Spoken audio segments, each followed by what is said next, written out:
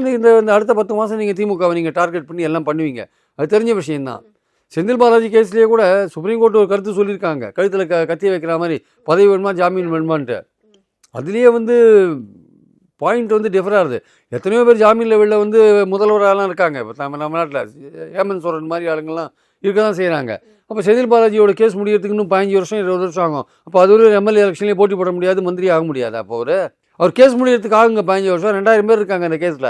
அது சாட்சிகள் வந்து முடியறதுக்கு எப்படியும் 10 வருஷமாக தான் ஆகும். எப்படி ஜெயலலிதா கேஸ் ஆச்சோ அந்த மாதிரி ஆகும். அப்போ அது வந்து எம்எல்ஏ எலெக்ஷன்லேயே போட்டி போட முடியாதா?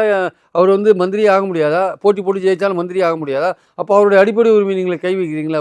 அவர் மந்திரி ஆகிறதுக்கான வாய்ப்பை நீங்கள் தடுக்கிறீங்களே. நான் என்ன சொல்ல வரேன்னா, அவர் ஜாமீனில் வெளில வந்த பிறகு ஏதாவது சாட்சிகளை கலைச்சாருன்னு உங்ககிட்ட அத்தாரிட்டி இருந்தால் நீங்கள் கண்டிப்பாக நீங்கள் ஜாமீனை ரத்து பண்ணுங்கள்.